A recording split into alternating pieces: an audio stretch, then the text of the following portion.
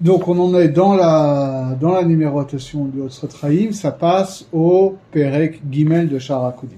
On est bien ok? C'est là qu'on était. Hein?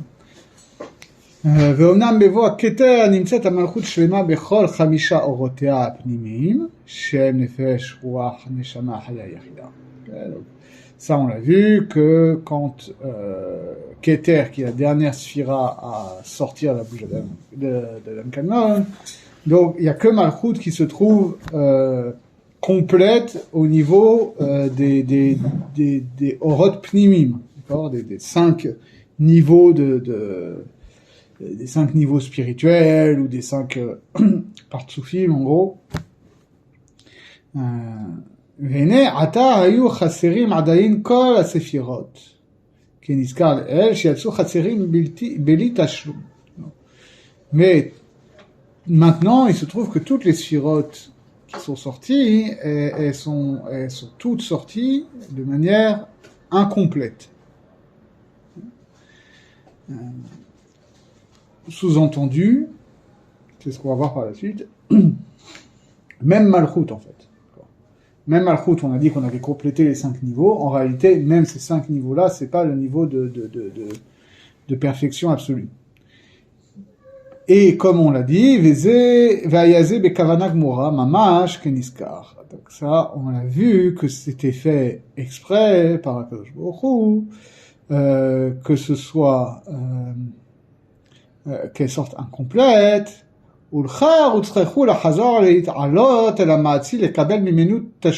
Parce que du fait qu'elles sortent incomplètes, alors elles vont être obligées d'entamer un mouvement de remontée vers la source d'où elles ont été émanées, pour le dire rapidement, pour y recevoir un complément, une perfection supérieure. Et ça, c'est un klal gadol dans tout ce qu'on... c'est le principe cardinal, on pourrait dire, du judaïsme, que Akadosh Baruch Hu a fait exprès de créer le monde incomplet, imparfait, pour que ça suscite justement un désir de recherche de perfection, et donc un désir de se rapprocher de la Kadosh Baruch Hu. Ça, on le voit déjà dans le Midrash, où il y a un Romain qui demande à un Juif, mais pourquoi la Brit Mila?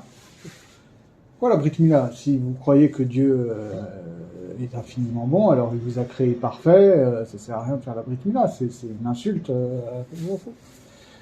Et le juif lui répond, non, au contraire, tu vois bien que c'est comme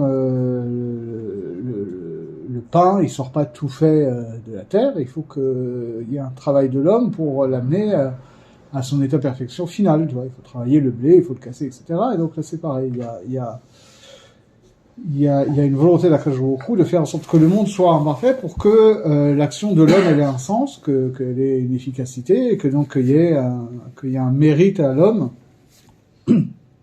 dans son action, que ce soit pas juste un jeu de rôle, quoi. Et en plus, l'homme aurait pu vivre dans un monde parfait, l'homme, en tant qu'homme. Si. Bah. Est-ce que ça aurait été acceptable, en fait, le monde, si tout était parfait? C'est quoi la différence, en fait, avec le reste qui n'est pas le monde? Oui, il y aurait pas eu de sens, et d'ailleurs, c'est ce que j'ai vu dans l'Echem Shevo V'Achlama. Vous connaissez l'Echem Shevo V'Achlama, vous savez faire? Ouais. Tu connais un petit peu? J'ai un tout petit peu le début avec... Ouais. C'est faire de... Alors pour vous situer, le chef Shevo V'Achlama, c'était Rabbi Shlomo Eliashov. Je disais Eliashov à l'époque, c'est devenu Eliashiv ensuite. C'était le grand-père de Rabbi Yosef Shalom Eliashiv. C'était un immense Mekoubal au début du XXe siècle. C'est le Rav Kook qui lui a permis de faire son alia. Et il a écrit un seul Sefer qui est en 4 parties, qui s'appelle L'Echem Shevo V'Achlama. Il y a la première partie, ça s'appelle Sefer Hakadosh, c'est-à-dire Hakdamot ou She'arim. où c'est une introduction générale à la Kabbalah, c'est déjà hyper profond. Ensuite, il y a Shar HaKlalim, Chelek HaKlalim, qui est comme ça aussi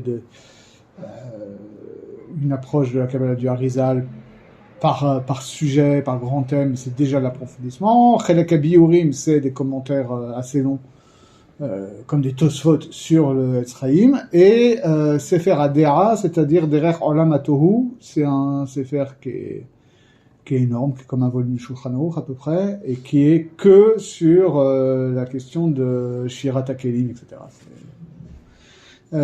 Et lui, il explique ça justement. Il explique ce que tu dis, c'est-à-dire que s'il y avait eu, si tous les mondes avaient été créés parfaits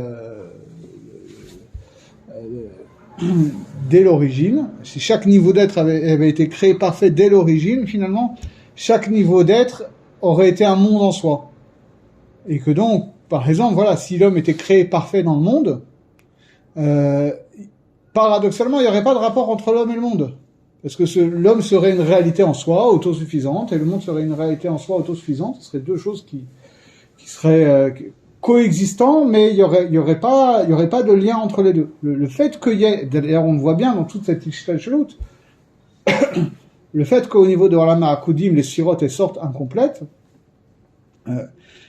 ça les oblige en quelque sorte à entretenir des rapports les unes par rapport aux autres pour se compléter mutuellement. Bon.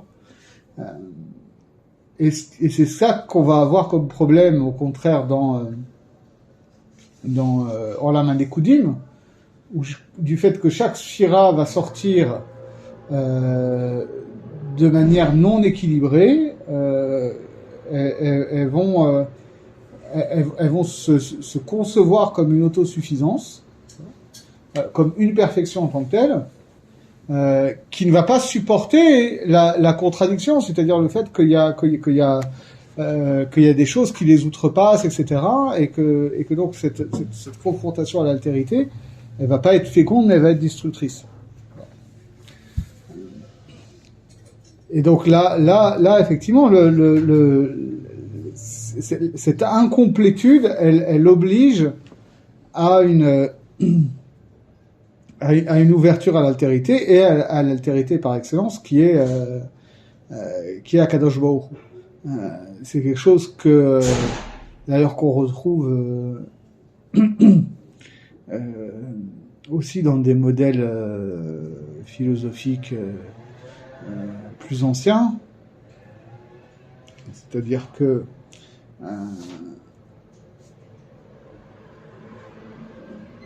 pour donner un exemple, dans tout ce qui est la physique aristotélicienne telle qu'elle se développe chez Aristote et chez Avicenne, etc., pourquoi est-ce que les sphères célestes tournent ? Parce que les sphères célestes, en réalité, elles sont créées, ou elles sont causées, plus littéralement, par le premier moteur immobile, d'accord, et donc, à partir du moment où, donc dans ce modèle-là, les sphères sont animées par des intellects, d'accord, et donc cet intellect-là contemple sa source, se rend compte qu'il est inadéquat à sa source, puisque justement, lui est fait par rapport à la cause qui lui est supérieure, et donc cette conscience, en quelque sorte, de cette infériorité par rapport à la source, produit un désir d'imiter la source. Donc de remonter à la source, ou en tout cas d'agir d'une manière qui essaye de reproduire imparfaitement la perfection de la source. Donc c'est pour ça que dans ce modèle cosmologique-là, les sphères tournent, parce que le mouvement circulaire, c'est spatialement l'image de la perfection. D'accord ? Et donc c'est ça qui fait dire notamment à Aristote que le temps est l'image mobile de l'éternité. Formule qui a l'air un peu poétique et complexe, mais en fait ça veut dire ça, c'est-à-dire c'est quoi le temps ? Le temps, c'est causé par le mouvement des sphères célestes, et le mouvement des sphères célestes est la traduction dans le domaine spatio-temporel de la perfection éternelle qui est au-delà du temps et de l'espace. Et en même temps, par ce mouvement-là, elles engendrent à leur tour les sphères inférieures, etc. Il y a un peu tout ça à l'arrière-plan ici, avec cette idée donc de ce double mouvement qu'on va retrouver plus en détail, que finalement chaque sphira est prise dans deux tendances contradictoires, c'est-à-dire à la fois une tendance vers le bas, pour le dire rapidement, d'instaurer, de descendre, de se poser dans un niveau d'être qui lui est propre, et de s'inscrire dans une structure en bas, et en même temps un mouvement de remonter vers la source, qui est causé précisément par cette imperfection.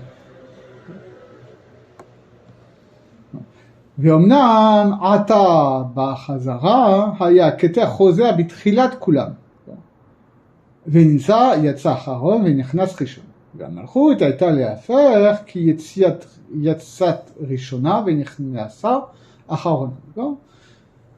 Donc maintenant, dans le mouvement de remontée, Keter, qui était la dernière à être sortie, est la première à re-rentrer. Et à l'inverse, Malchut, qui était la première à être sortie, va être la dernière à re-rentrer. Veze sod apasuk, ani rishon vani acharon. Pasuk très connu. וביור פסוק זה יצדק בין בסירת הכתר בין בסירת המלכות, אלא שזה יהפך זה. והוא כמו שאמרו כי אני הוא כינוי אל המלכות, ובהיפוכו עין הוא כינוי אל הכתר. C'est ça que dit ce célèbre pasuk dans Yeshaya, Ani Rishon Vani Acharon, c'est moi le premier et c'est moi le dernier. Et ce pasuk-là, il fait sens qu'on considère qu'il s'applique à Keter ou qu'il s'applique à Malchut. Sauf que, évidemment, ça va être l'inverse. Parce qu'on sait, si vous ne savez pas, je vous l'apprends, que quand on dit Ani, ça renvoie à Sfirat Malchut. Et Aïn, ça renvoie à Keter. Aïn, qu'est-ce que j'ai dit? Ani? Ani Malchut et Aïn Keter. Aïn, d'accord. Aïn Keter. Ok. Aïn Keter, tout simplement sur la base du pasuk dans Yov, Vechochma, mais Aïn Timatse. Pshat Apashut, ça veut dire et la sagesse, d'où sort-elle? Mais c'est interprété comme disant la Chochma, elle sort du néant. Et Keter s'appelle néant. Alors que Malchut s'appelle Ani, je, la plénitude de l'ego. Alors il faut rester un peu là-dessus, parce que ça c'est des inanimes très importants et on ne peut pas rester à une description technique. C'est-à-dire que paradoxalement, Keter, qui est en quelque sorte la plus pleine des sphirotes, elle est Aïn. C'est-à-dire quoi? Elle est Aïn, elle est néant, parce que justement, ça se prend dans plusieurs sens. D'abord, elle est néant parce que, de notre point de vue, elle est néant, au sens où on ne peut rien percevoir d'elle, puisque justement, comme elle est absolument tout, Keter, c'est en amont de Chochma. Chochma, ça va être le début d'une yeshut, de l'affirmation d'un quelque chose. Quelque chose de déterminé. Dans Keter, il y a tout, mais dans l'indétermination la plus totale. C'est-à-dire que on va creuser un peu ça parce que c'est un clal qui est très important. C'est quelque chose auquel on est souvent confronté quand on pose la question de savoir comment est-ce que il peut y avoir un libre arbitre alors que Akadosh Baruch Hu sait tout et sa volonté est absolue, etc. L'une des façons de résoudre cette contradiction entre libre arbitre et omniscience divine, c'est que Dieu ne connaît pas que le réel, concret et factuel à l'avance, mais en réalité, il connaît toutes les réalités possibles dans une infinie combinatoire. Donc, Qui connaît pas. Il sait pas ton choix, mais il connaît. Non, parce que Il connaît le développement de ton choix. non, s'il connaît toutes les possibilités, c'est-à-dire qu'il y a des possibilités. oui, Donc au final, il sait pas laquelle. C'est-à-dire, il sait que si on prend cette porte, enfin ce chemin, il va nous arriver ça. Si on prend un autre, il va Oui. nous arriver ça. Il sait pas quel chemin on va prendre d'après ça. non, mais parce que de son point de vue, il n'y a pas forcément de différence entre le réel et le possible. D'accord. C'est-à-dire que finalement, lui, de son point de vue, c'est comme une matrice, si tu préfères. Pour lui, tout ça est également réel. Mais il y a bien une. Alors peut-être je vais dans un point de vue pratique et peut-être petit, mais c'est-à-dire il y a un impact par exemple en Sachar et Onesh, etc. C'est-à-dire si Dieu pour lui il y a plusieurs possibilités et il va bien juger l'homme par rapport à ce qu'il a fait, pas par rapport à ce qu'il aurait pu faire. Donc il y a quand même. Oui, bien sûr. Il y a quand même une conséquence sur le choix que le chemin que va emprunter l'homme. Oui, mais c'est-à-dire que Akadosh Baruch Hu sait sur toute la durée du temps ce qui se passe et ce que l'homme va encourir comme Sachar et Onesh s'il fait le choix A, et il sait ce qui se passera s'il fait le choix B. Alors, de la même manière que ça c'est un truc que tu vois partout dans la Torah, que cette histoire de plan A et de plan B. C'est-à-dire le plan A, c'est Adam Arishon, il mange pas de Etz Hadat. Oh, il a mangé Etz Hadat, il y a un plan B, mais c'était prévu aussi, tu vois. Non, je comprends, mais pour moi, enfin, ce qui est difficile à comprendre, c'est que dans ce cas, il sait pas. Moi aussi, je sais que si je fais tel, enfin, on sait tous à un certain niveau que si on fait tel acte, on aura telle conséquence, et si on fait un autre acte, on aura une autre conséquence.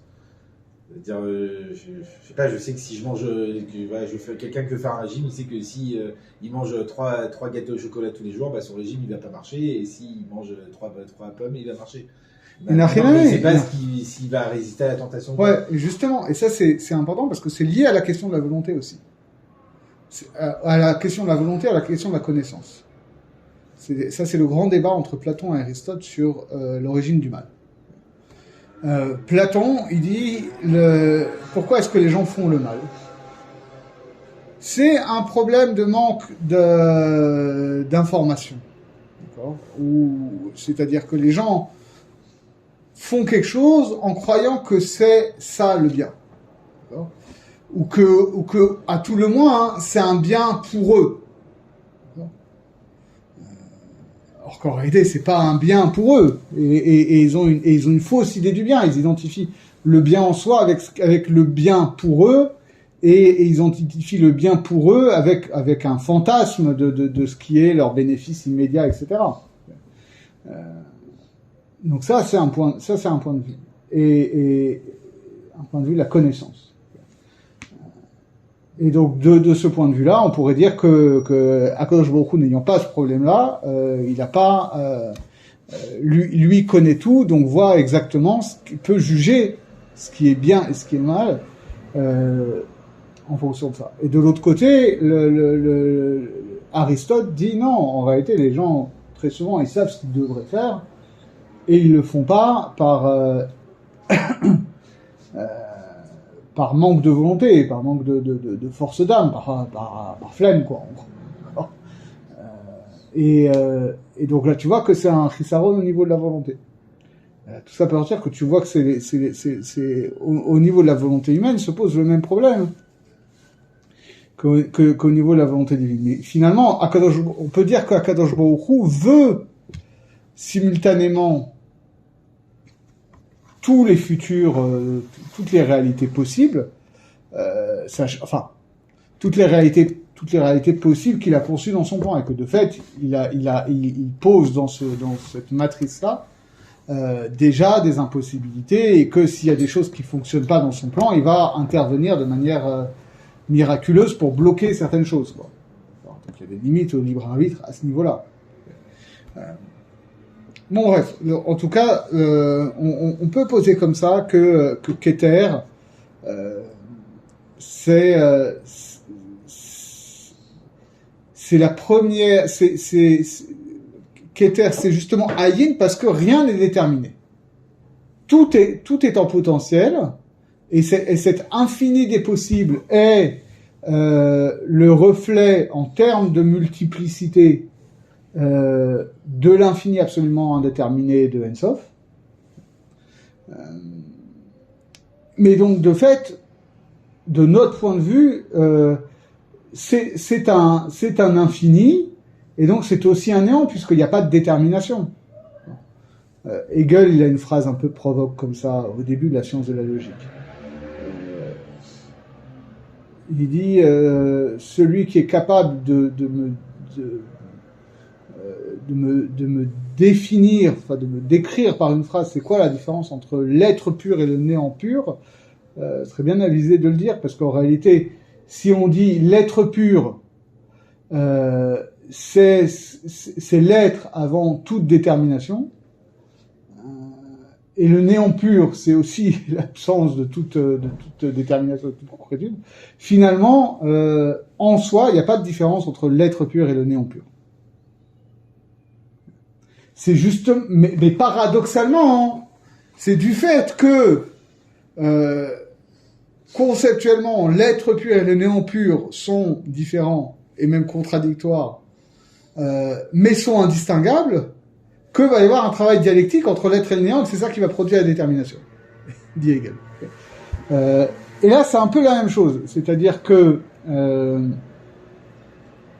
le Keter, c'est à la fois la première expression du Ein Sof, et donc c'est un yesh par rapport au Aïn du Ein Sof, et en même temps, comme il est la première expression du Ein Sof, vis-à-vis des autres séphirotes, il est Aïn par rapport au reste qui est plus déterminé. Okay. Mais c'est un Aïn qui est plein. Alors qu'à l'inverse, Malchut, elle ne va pas avoir de contenu propre. Et donc c'est ça le grand piège, c'est que quand on dit Ani, on a l'impression qu'on a dit quelque chose. Moi. Mais finalement, on va retrouver le même problème à l'autre bout de la chaîne. C'est-à-dire que de la même manière que si tu dis Dieu est, je sais pas, l'esprit universel, Dieu est amour, Dieu est juge, finalement tu as déjà quitté l'idée absolue de Dieu pour le réduire à un étant, à un attribut, etc. De la même manière que si toi, au niveau de l'ego, tu dis je suis enseignant, je fais tel métier, je suis marié à un tel, je suis né à telle date, machin, etc. Finalement, tu te rends compte que tu identifies ton ego à des déterminations, qui sont des déterminations accidentelles, et qui auraient pu être tout à fait autre chose, etc. Et que finalement,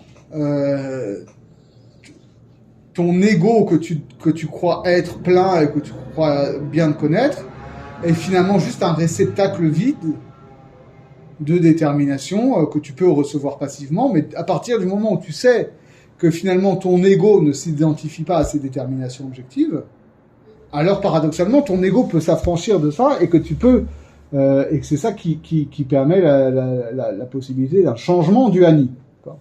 Que le Ani, en prenant conscience de sa propre vacuité, acquiert sa liberté, se rend capable d'être autre chose que ce qu'il croyait être à l'origine,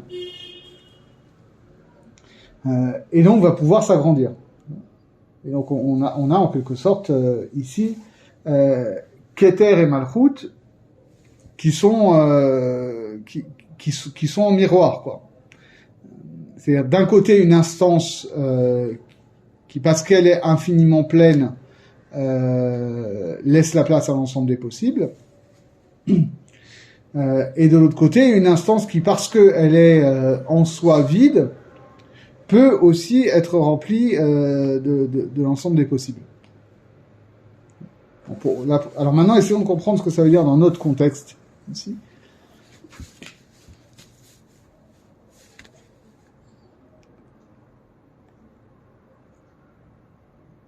Finalement, ça rejoint un peu ce qu'on avait dit, c'est-à-dire que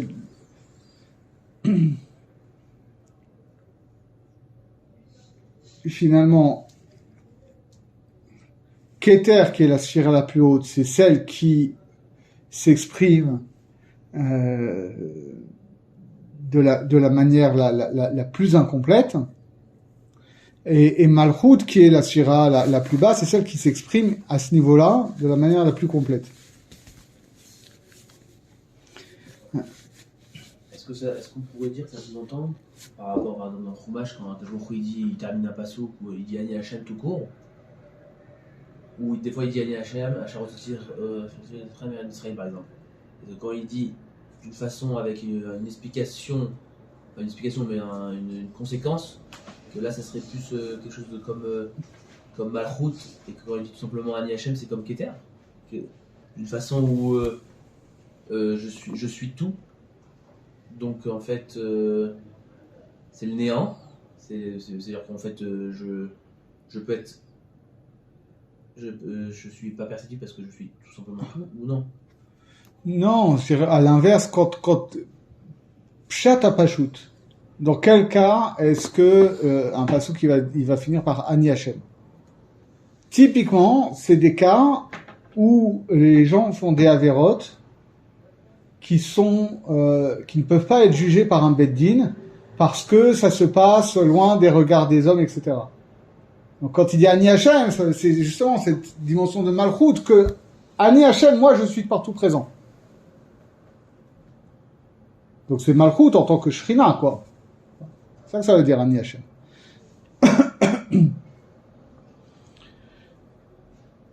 Mais maintenant, bon, en tout cas, on comprend le lien entre Malchut et Keter.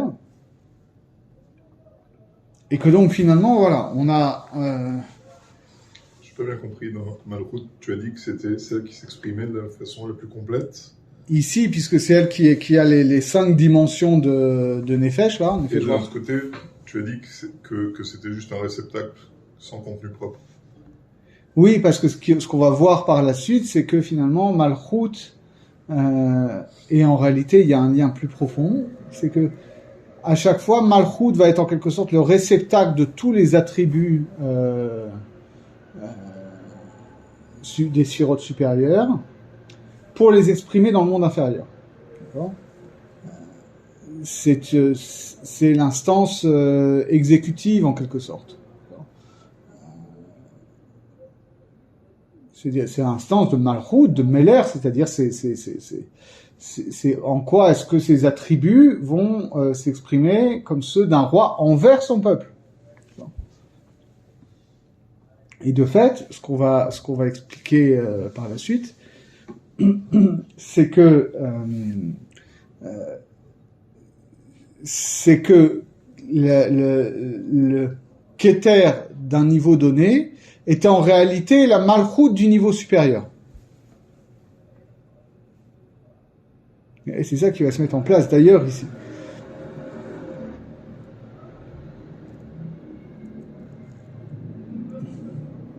Et donc, qu'est-ce que ça veut dire Ani Rishon ve'Ani Acharon? Alors, évidemment, ça veut dire que Dieu étant transcendant, il est en amont et en aval de toute réalité par rapport au temps, etc. Bon, ça c'est...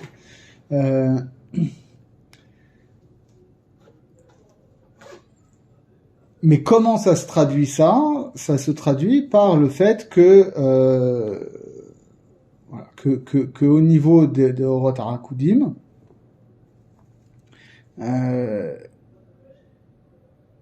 il y a une dimension, c'est compliqué. Il y a un double aspect. Ani Rishon et Ani Acharon, ça veut dire à la fois que c'est la dimension de Malchut qui est la première à s'exprimer et la dernière à se retirer. et cette dimension de Keter qui est la dernière à s'exprimer et la première à se retirer.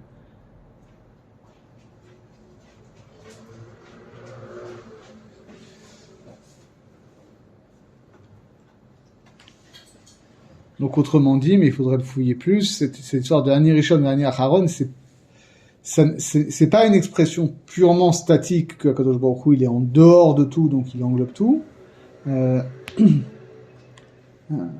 Mais ça se traduit aussi par un principe dynamique ici au niveau des Orot Harakudim. Okay. Alors essayons de poursuivre un petit peu parce que le période est long. והנה בהתעלם הכתר במקורו עלתה החוכמה במקום הכתר והבינה במקום החוכמה וכן על דרך זה כולם עד שנמצאת המלכות במקום היסוד.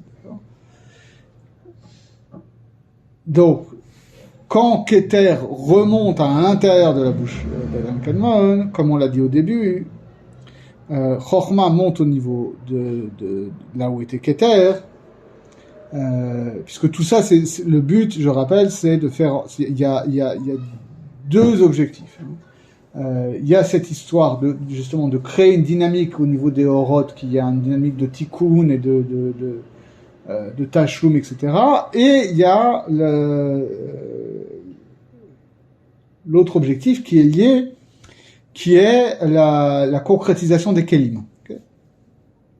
Donc Chochma monte au niveau de Keter, et Bina monte au niveau de Chochma, etc., jusqu'à ce que Malchut se trouve au niveau de Yesod. Ve'az, al-yede aliyat ha-Malchut bimkom ha-Yesod, là c'est le chidush, nitosef ba or, ve'ayala bechinat makif rishon, asher keneged bechinat haya apnimit. Quand Malchut va monter au niveau de Yesod, elle avait déjà les 5 dimensions intérieures, et maintenant, vu que en plus elle s'est rapprochée d'un degré de la source, hein, donc là, ça va aussi provoquer un changement. Elle va acquérir une nouvelle dimension qui va être le premier niveau de Makif, qui est le niveau de Haya.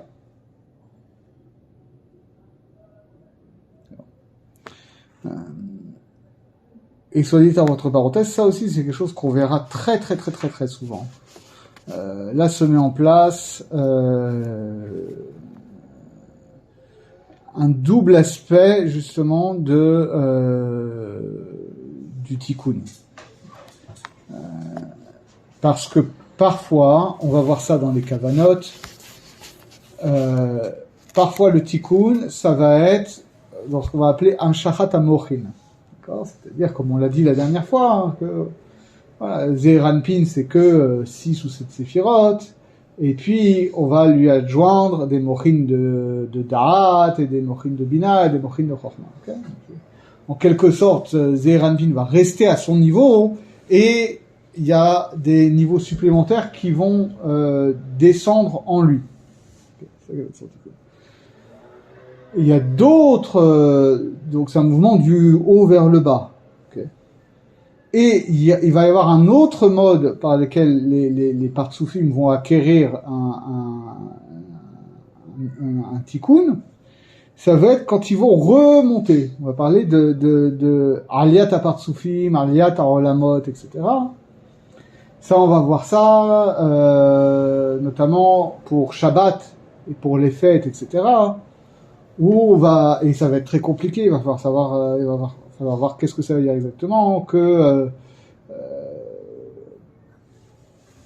Zeir Anpin va monter au niveau de Ima, et que Ima va se retrouver au niveau de Abba, et Abba va se retrouver au niveau de Arich Anpin, Arich Anpin va monter au niveau d'Adam Kadmon. Ça va être genre à la tefila de Harvit de Shabbat, et puis ensuite à la tefila de Shacharit, ça va monter encore d'un niveau, et à la tefila de Mincha, ça va monter encore d'un niveau. Là, c'est ce qu'on a, ok ? C'est-à-dire, premier mouvement, on a vu qu'il y avait une sorte de sédimentation, et que donc, quand les niveaux supérieurs descendaient, donc ça rajoutait en quelque sorte des mochines au niveau des sirotes inférieures.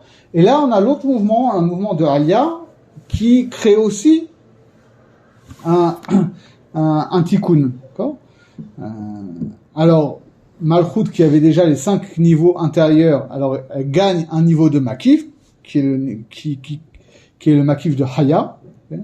Et Gam Zeranpin, ala madrega achad, ve'az nitosef bo bechinat yachida, min haorot hapnimim, d'accord, ve'ata nishlimu lo 5 haorot hapnim, d'accord, donc Zeranpin aussi, bon après ça c'est là, on a compris l'algorithme, hein. Zeranpin il gagne son niveau de yachida, ve'ini nitosef ve'bina bechinat chaya hapnimit, ve'chochma nitosef ba bechinat neshama hapnimit. D'accord, maintenant c'est Chochma qui re-rentre dans la bouche d'Adam Kadmon. Ve'alta bina bimkom haketer mitosef ba yechida apnimit ve'nishneba bechol 5 haorot apnimim ve'zeranpin tosef bo makif echad asher keneged haya apnimit u'malchut nitosef ba makif yoter elyon asher keneged yechida apnimit. D'accord, donc à partir du moment où Keter, Chochma sont remontés, et que donc Malchut se retrouve, alors c'est pas très clair où se retrouve Malchut, parce que là on a l'impression que l'Aliyah se fait par Partsoufim, d'accord, c'est un peu bizarre. Donc on a Chochma qui est remonté, Keter qui est remonté, Chochma qui est remonté. On nous dit quand Keter est remonté déjà, Zeranpin, autrement dit, on a l'impression qu'il y a les 6 sphirotes de Chesed à Yesod qui sont remontés d'un coup, c'est pas très clair.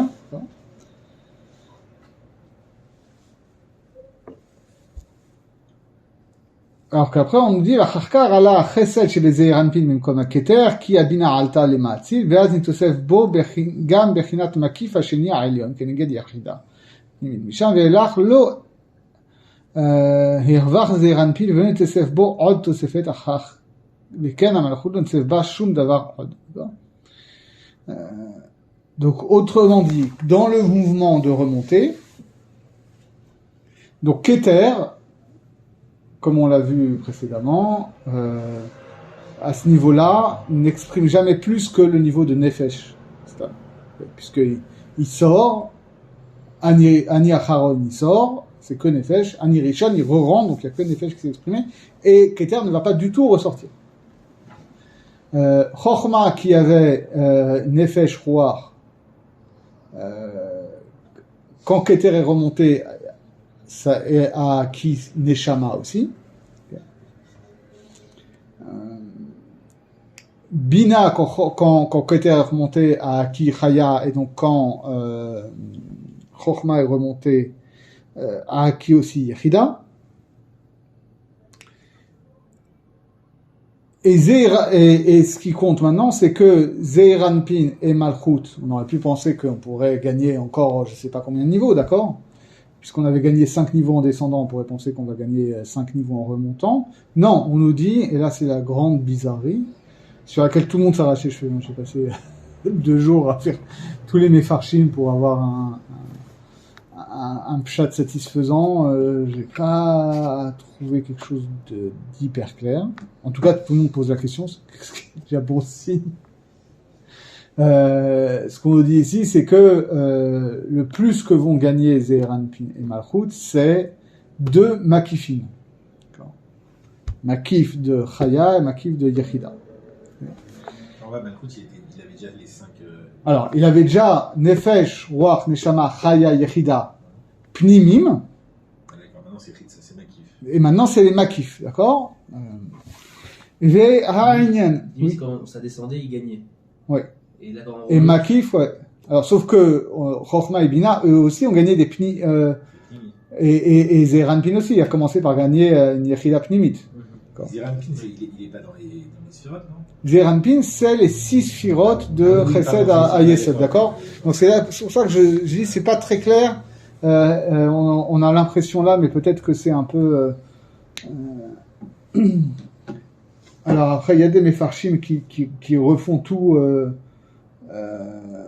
étape par étape, qui expliquent que oui, en fait, quand là, il a été un peu mékatser en parlant en termes de Partsoufim, mais ça remonte Sphira pour Sphira, et donc de la même manière qu'on avait vu que quand ça descendait Sphira par Sphira, finalement, les différents niveaux de Zeir Anpin et des conséquences que ça avait en bas, ça se faisait degré après degré.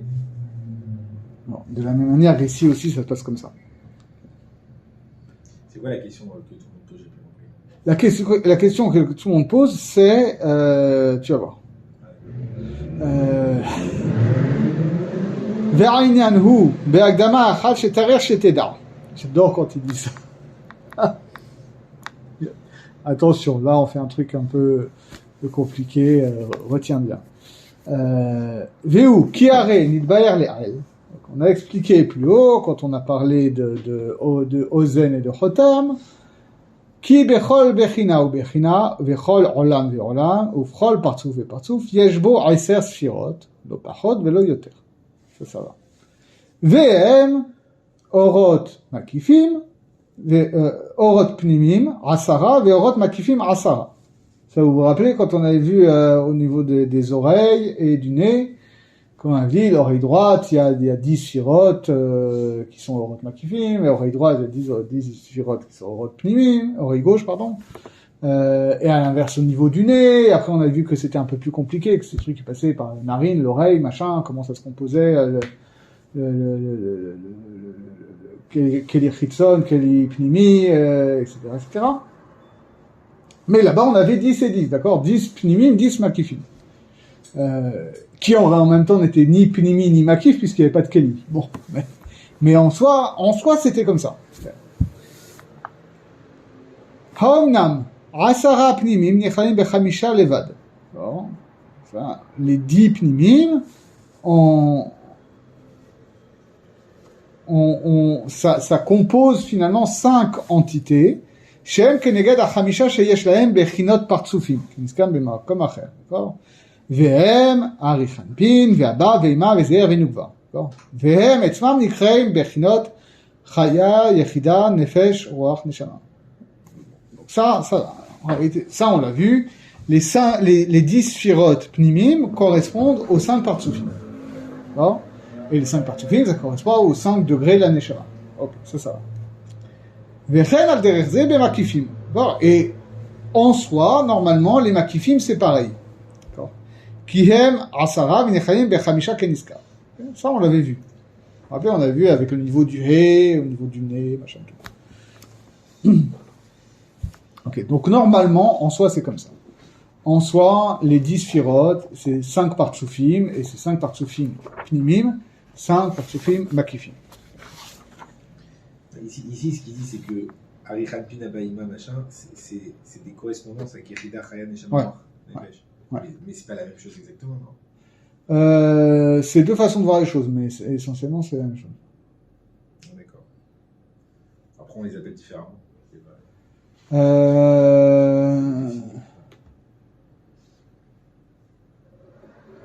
C'est deux façons de voir les choses. Mais il te dit que c'est la même chose, tu vois. Ouais, c'est la même chose.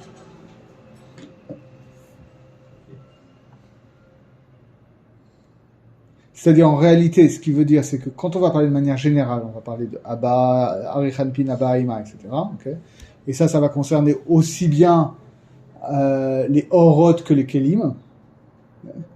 Et quand on va parler des Orot plus précisément, alors on va préférer Nefesh, Ruach, Neshama, Chaya, Yechida, parce que c'est la Neshama qui est dans le corps, tu vois, donc on comprend bien que c'est Pnimi, d'accord. Ou une Achinami Makif, d'accord. Mais pas d'Afka les Kelim. Alors, quand on va parler de Arichanpi, quand on va parler en termes de Partsufim, ça veut dire aussi bien les Orot que les Kelim. Omnam, da, sache, כי בכל האורות והעולמות והפרצופים שיש מן החותם של אדם קדמון ולמעלה, בכל פרצוף מהם, יש תמיד בכל הבחינות האלו, שלמות, של 5 אורות פנימיים, הכוללים 10 ספירות, 10 ספירות, פרטיות, כנזכר, ו5 אורות וחמישה אורות מקיפים הכוללים 10 ספירות פרטיות כישראל. Donc, que ce soit au niveau du nez ou des oreilles ou encore plus haut, donc là on a 10 sphirotes qui sont 5 partsufim pnimim et 10 sphirotes qui sont 5 partsufim makifim. מן הפה של אדם קדמון ולמטה, עד סוף העולמות, לא יש רק 5 אורות פנימיים, ושני מקיפים העליונים, שהן כנגד יחידה וחיה, לכל פרצוף מהם. ולא, voilà, d'accord. Mais à partir de la bouche, il y a bien les 5 pnimim, mais il n'y a que 2 makifim. Les makifim de chaya et de yechida. On dit, il n'y a pas de makifim de nefesh, ruach, neshama. Ça, c'est un peu spécial. Un peu spécial, il va falloir travailler la question. Parce qu'en plus, c'est plus compliqué que ça. Velo od, ki aor nitma'et misham ulemata, ולכן בעולם זה של העקודים שהם האורות היוצאים מן הפה ולחוץ של אדם קדמון, לא היה בו רק 5 אורות פנימיים ו2 מקיפים ולא עוד. זכור על זה, d'accord? Et non seulement ça, parce que en fait, c'est dû au fait que la lumière s'amenuise parce qu'on est plus loin de la source et que justement, c'est ce qu'on veut faire, qu'il y a une bechina, cet amoindrissement de la lumière, on l'a dit que c'est pour qu'il y ait des kelim qui existent. Donc il faut que toutes les lumières ne s'expriment pas. Comme on l'a vu, c'est toujours ce même sujet-là, qu'il faut qu'il y ait une incomplétude pour qu'il puisse y avoir Keli, et puis pour qu'il puisse y avoir Tikkun et Ashlama et tout ça. Et donc à partir de là, il n'y a que 5 Orot Pninim et 2 Makifim. Alors maintenant on s'arrête là parce que après il va développer, mais on a un problème là. On a un problème. On a plusieurs problèmes. On a beaucoup de problèmes. D'une part, tout le monde pose la question, mais attends, je comprends pas. Si le problème c'est que il faut que toutes les lumières ne s'expriment pas, pourquoi c'est d'Afka les 2 makifim supérieurs qui s'expriment et pas les 2 makifim inférieurs? Si au niveau de la descente, on avait d'abord Nefesh, Pnimi, ensuite Ruach Pnimi, Neshama Pnimi, Chaya Pnimi, Yachida Pnimi, pourquoi est-ce que dans la remontée, c'est pas Nefesh Makif et Ruach Makif et on s'arrête là? Pourquoi ça s'ajoute en haut? Première question. Deuxième question, en général, quand on va parler après des histoires de Makif et Pnimi, ce qu'on va dire, c'est pas qu'il y a Nefesh, Ruach, Neshama, Chaya, Yechida, Pnimim, plus Chaya, Yechida, Makifim, c'est qu'on va dire qu'il y a que Nefesh, Ruach, Neshama, Chaya, Yechida, que les 3 premières sont Pnimim et que Chaya, Yechida sont les Makifim. Du temps. Donc, où sont passés les Chaya, Yechida, Pnimim, d'accord? Ou à Pnimi. Pnimim, on a les Makifim. Comment on peut les avoir en Makif, on les a pas en Pnimi aussi. On a dit que ça descend pour remonter. Ouais. Ils viennent d'où? Au niveau des Akudim, je comprends, mais tu m'as dit que c'était valable partout. Mais après, quand on va parler en général des Makifim, ça va pas fonctionner comme ça, d'accord? Mais sans comprendre comment ça fonctionne, mais si on comprend comment la deuxième question fonctionne, ça répond à la première. Ça explique pourquoi c'est ces deux-là qui s'expriment. Oui. Voilà. Maintenant, ça répond pas à la deuxième. On comprend la deuxième, on comprend la première. Ouais. Et alors, on peut peut-être avoir des approches. Parce que... alors, bon, il y a déjà une approche... on comprend effectivement pourquoi ça doit fonctionner comme ça, que derrière Klal, on peut pas avoir au moment où on a les Kelim, c'est clair qu'on peut pas avoir les 5 Makifim avec les 5 Nimim, parce que comme on l'a dit quand on parlait des Orot HaChotam, etc., s'il y avait tous les makifim et tous les pnimim, finalement, il y aurait un bitoul du keli, puisqu'il y aurait un zikour du keli qui serait complet, et finalement il y aura un bitoul du keli, et on reviendra à la situation initiale. Donc l'existence du keli ne subsiste que parce que il y a ce déséquilibre, cette incomplétude, cette asymétrie. On comprend qu'il faut qu'il y ait ça.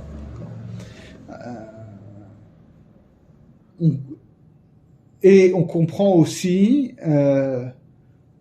de manière générale, dans le paradigme qu'on aura par la suite, que finalement, les dimensions inférieures sont les dimensions pnimi, parce que c'est les choses qu'on peut, en quelque sorte, intégrer, et que les dimensions les plus hautes sont celles qui nous dépassent, donc qui restent makif.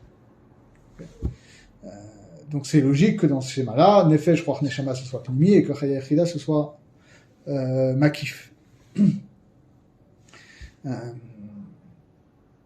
C'est, comme on a dit, c'est la lumière qui déborde du Keli.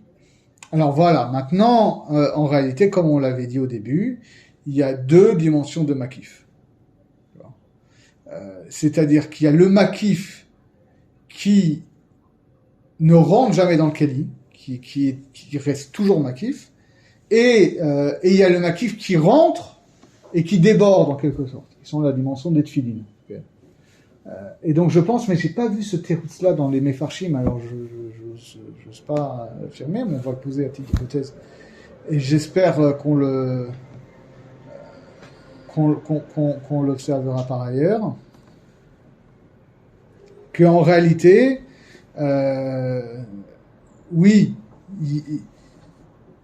il y a bien à chaque niveau 5 nimim et 2 makifim, mais en réalité, Nefesh, Ruach, Neshama sont pnimi et vont rester pnimi, et que Chaya, Yechida, pnimim vont être pnimim au sens où ils vont rentrer, mais ils vont devenir des makifim be'or choser. Ils sont initialement pnimi, mais ils vont devenir makifim. Voilà. Et donc ils vont rejoindre cette dimension de Chaya Yechida des makifim originels. Okay. Donc ça veut bien dire que finalement il y a deux aspects de Chaya Yechida. Okay. Il y a Chaya Yechida qui sont pnimim mais qui vont déborder et devenir makif, mais qui sont en quelque sorte qui sont pnimi quoi. À la Be'etzem ils sont pnimi. Et il y a une dimension de Chaya Yechida qui est vraiment makif. Et donc... C'est proche de la Dafka. Et ben justement, je pense que c'est une manière d'expliquer la chose. C'est que du fait que Chaya et Yechida, Pnimi, vont outrepasser le Keli et redevenir makif, alors c'est ça qui permet aux makifim de Chaya Yechida de s'exprimer aussi. Alors que paradoxalement, les makifim de Nefesh, Ruach, Neshama, et ça permet de résoudre aussi le premier problème, en réalité ils sont aussi présents, mais ils sont pas exprimés parce que justement les Nefesh, Ruach, Neshama Pnimi vont rester Pnimi. Et donc en quelque sorte... c'est leur environnement, ça. Voilà, il y a les makifim de Nefesh, Ruach, Neshama vont devenir en quelque sorte pnimi. Il va y avoir une sorte de croisement, quoi. D'accord?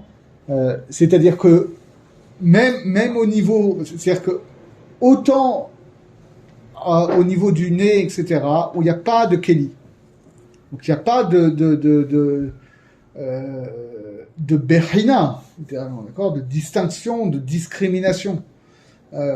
Donc en soi, oui, il y a 5 makifim, mais il y a 5 nimim. Okay. De toute façon, il n'y a pas de Keli, donc ça n'a pas de sens dans ces termes-là. Et quand il va y avoir un Keli, en réalité, il va aussi y avoir 5 makifim et 5 nimim, sauf que les Nefesh, Ruach, Neshama vont s'exprimer en tant que pnimi, et donc les makifim vont pas s'exprimer même s'ils sont là, ils vont rester inexprimés, soit qu'ils sont englobés dans les autres makifim, soit qu'ils sont englobés dans Nefesh, Ruach, Neshama, pnimi, alors que Chaya Yechida Pnimim, parce qu'ils vont s'exprimer, ils vont outrepasser, déborder du Keli, et donc redevenir des makifim, alors là, il va y avoir la dimension des makifim de Chaya et Yechida qui vont s'exprimer.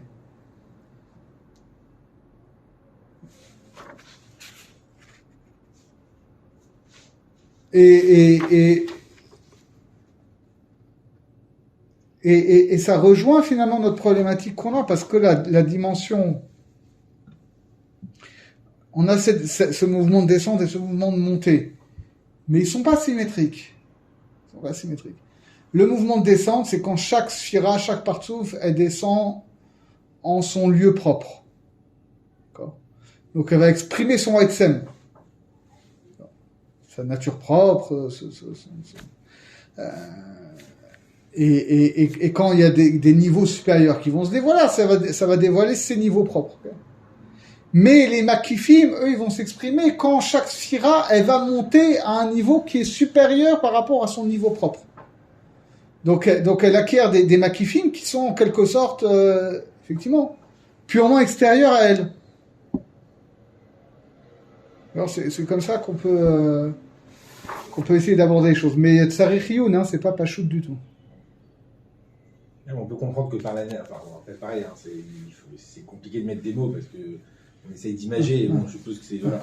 Mais c'est-à-dire que finalement c'est un peu des natures, c'est-à-dire que finalement Nefesh ou Achaya ça reste quelque chose d'interne dans le sens où on va dire c'est un peu primaire comme